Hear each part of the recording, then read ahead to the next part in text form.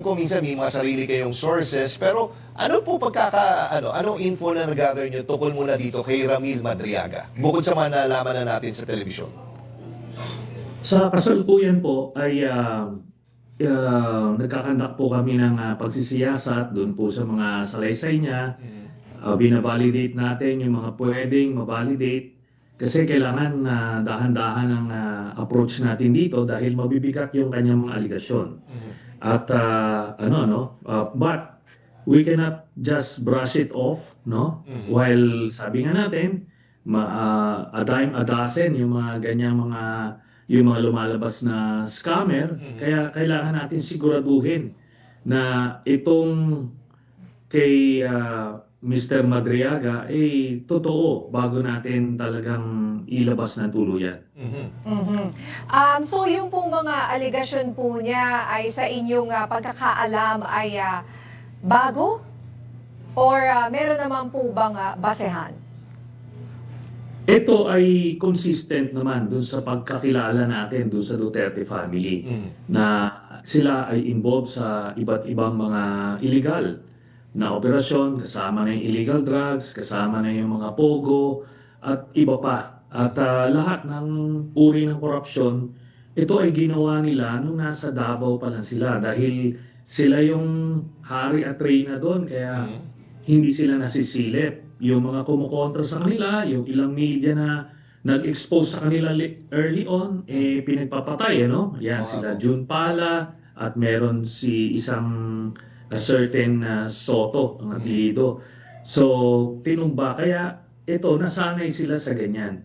Ito ngayon, tinitignan din natin kung yung mga claims niya ay hindi lang yung yung claims per se, kung hindi siya ba ay nasa posisyon na pwede niyang magawa yung mga kiniklaim niyang ginawa niya. Yun. Gaano ba siya ka-close talaga? Kumbaga nasa inner circle ba talaga siya para malaman niya yung ganito, yung mga details na masyadong detalyado talaga na mga Yes. Pero yun nga po, Senator Trillanes, marami pa rin yung nagsasabi nga dahil yung timing nito, di ba, may nagsampa ng plunder case, biglang lumutang ito si Madriaga. Marami ang medyo may agam-agam with regard sa kanya. Kumbaga sabi, teka, wag muna natin akapin ng gusto etong si Madriaga. Pag-aralan natin na muna itong taong to at posible na baka daw pakawala ito para magulo yung investigation. Kayo ho ba, nababasa nyo na posibleng mangyari nga ito? Sa totoo lang, itong si Madriaga ay inilapit na rin sa amin mga a few months back. Okay. Kaso talagang napakaraming mga issues noon na tinututukan natin. Kaya hindi na isang tabi po natin yan. Pero ilang investigador na rin po ang napapunta ko to vet. No? Kasi ano yan may facing yan. Hindi pwedeng kung anong unang bungad, yun na. Kailangan makita natin, mapiga talaga natin. Maraming ways to vet until finally ma-satisfy tayo. So, ito, ako nga, sa tingin ko, nahuli na ito. Supposed to be nung kasagsagan ng Quadcom. Doon ito lumabas. Kaso, mukhang hindi pa siya nag-give up doon sa samahan nila ni Sara Duterte, hindi pa siya nagagalit nung panahon na yon. Kaya siguro binagbibigyan pa niya ng pagkakataon na matulungan siya. Kaso mabuti tayo sa punto ngayon. Ayun na nga, sa mga hindi po nakakaalam, refresh nga po kami, ano ba ang dahilan bakit siya biglang bumaliktad? Dahil considering based on the pictures and sa claims niya, na parang close na close po sila ni VP Sara. Ang basis lang naman po natin ngayon, yung official na pahayag ng kanyang abogado na ang nagkaso kasi sa kanya ng kidnapping ay si Harry Roque. At bunga ito nung mga pag-aagawan nila ng lupain sa Bataan. So mukhang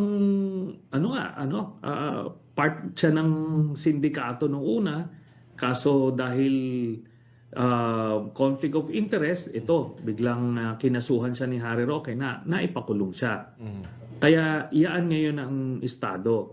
Siguro, nung mga nakaraang buwan ay sumusubok siya ng matulungan siya ni Sara Duterte. Pero yun na nga, mukhang nainip na siya at walang nangyayari sa kanyang kaso. Kaya ganito ang ginawa niya. And sabi raw po ni VP Sara ay fishing expedition lang daw ang inihaing reklamong ito. Ano po ang reaksyon niyo dito, Senator? Napakalabnaw naman ng response niya kasi alam nyo, kaya gano'n na lang dahil hindi talaga nila masasagot ito. Itong basis nung plunder case na ifinail ng mga civil society leaders at church leaders ay bunga nung investigasyon dun sa confidential funds. Ito nasaksihan ng mga kababayan natin kung paano winaldas yung 125 million pesos in 11 days, kung paano ang gastos nila ng 250,000 pesos per day sa warehouse, sa safe house na ginagamit daw nila. Tapos diyan na yung mga paggastos ng 600 plus million na confidential funds ng DepEd nung Secretary of Education pa si Sara, na ang ginagamit yung mga fictitious names like yung Mary Grace Piatos at iba pa. So lahat ng dokumentong nakalap doon sa hearing sa House ay yon ang ginamit na ebidensya doon sa i-final. Kaya mabigat ito. At hindi lang yan. Alam mo, problema ni Sara dito, hindi lang siya yung nakasuhan.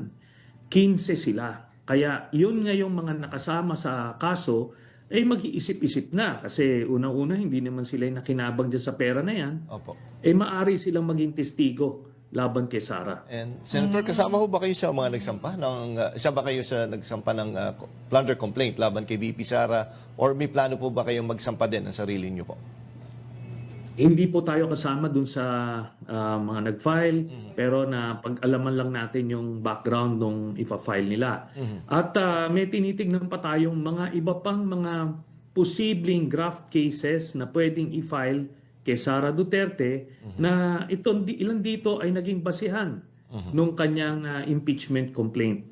Remember, kaya hindi ito final kaagad sa ombudsman dahil nung panahon na yon, ang ombudsman ay kakampi nila Sara Duterte. Ito lang naman, ang gusto ko lang masabi sa mga kababayan natin, hindi po ito mga iniimbento. Bawal po yan. Pagka nag-imbento ka ng mga ganyang mga aligasyon, pwede kang makasuhan. No? At kaya sana yung mga kababayan nating kumakapit pa rin sa paniniwala na maayos na public servants itong mga Duterte, sana imulat nyo na yung mga mata ninyo. Maliwanag na ho yung mga ebidensya kung gaano katiwali itong mga Duterte. At ito na nga, may bago pang aligasyon, yung kila Madriaga.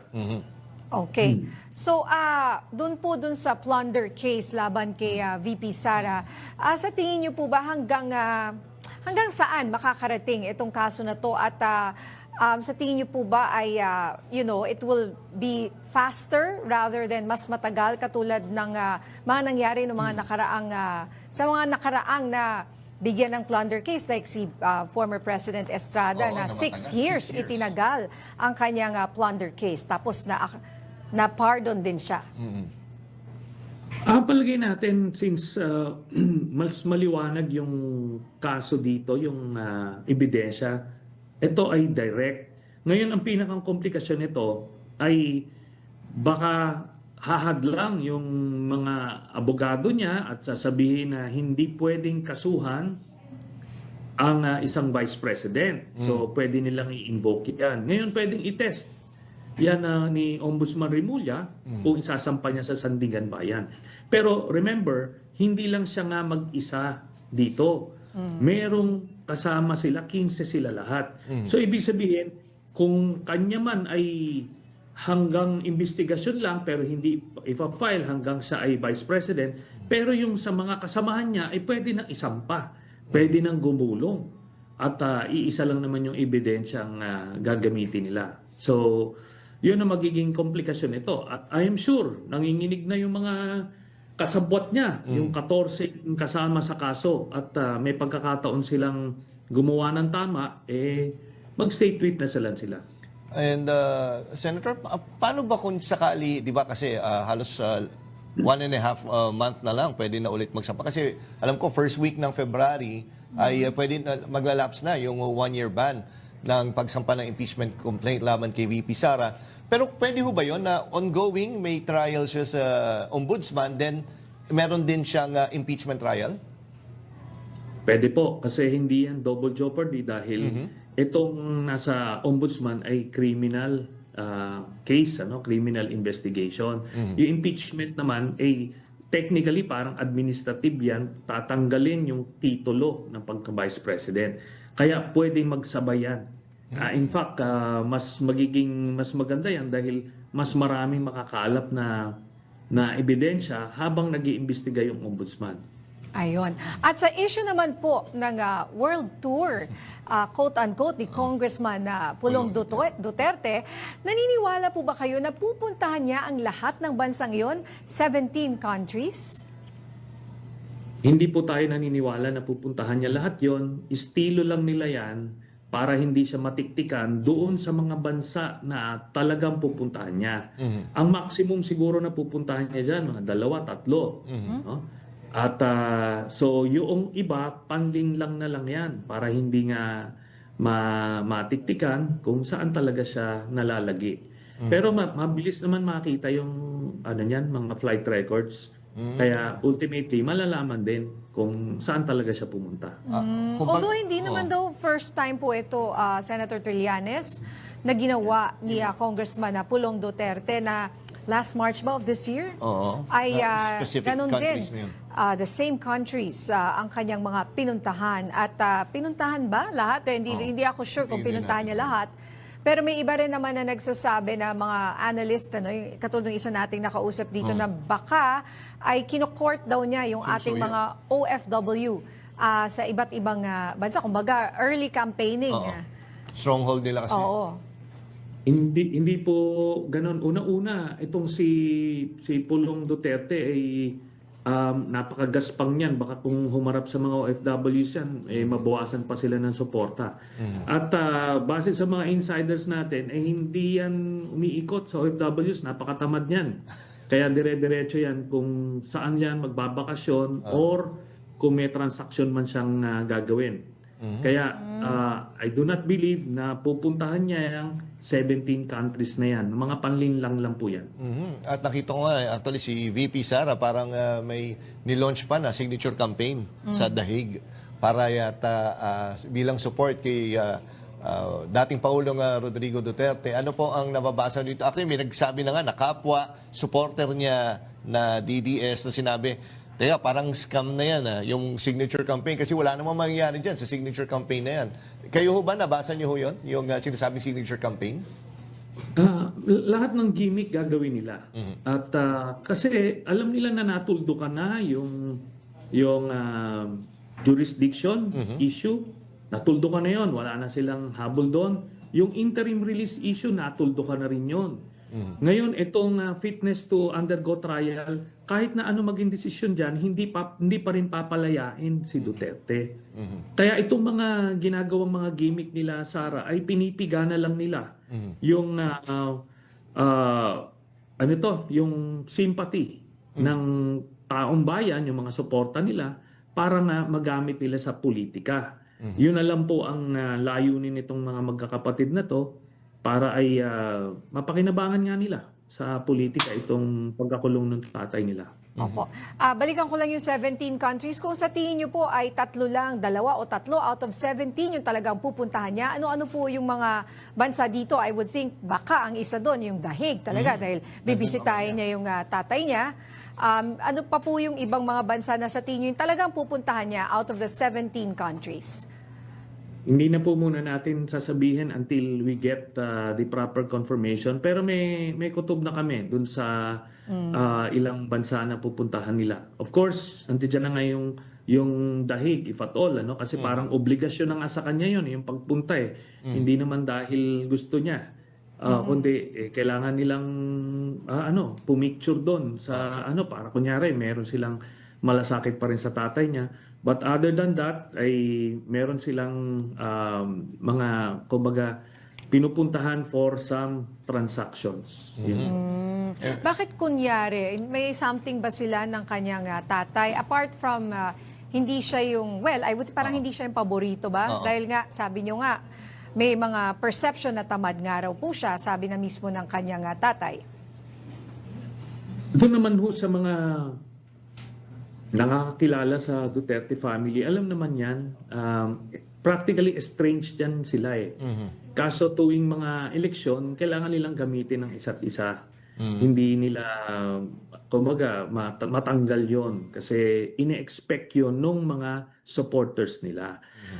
Ganun lang po, no? Kasi yung mga, siyempre, mga blind supporters nila, talagang they are looking at them as the ideal Filipino family. But alam nyo, kung mumulat lang nila yung mata nila, talagang makikita nilang there is something wrong dito sa mga anak ni Duterte at kay Duterte. Makita mong dysfunctional family sila at talagang hindi sila napalaki na maayos. Ganun lang po yan. And Senator, pahabol na tanong lang bago namin kayo pakawalan, may info na ho ba kayo kung talagang may warrant na talaga ito si Senator Bato de la Rosa? Posible kaya lumabas ito bago magpasko? Alam niyo po, at this point in time, none of us can confirm or deny the existence of a warrant. Si Bato, nasa kay Bato de la Rosa na lang yan.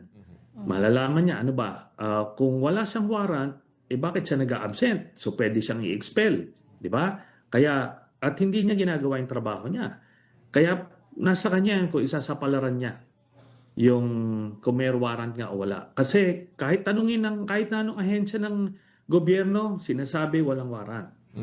Pero bakit siya nagtatago, di ba? Oo nga po. So, ibig sabihin, hindi niya tinatrabaho, hindi niya ginagawa yung mandato niya bilang senador at yun ang gagamitin natin na basihan pagpa-expel sa kanya in the coming months.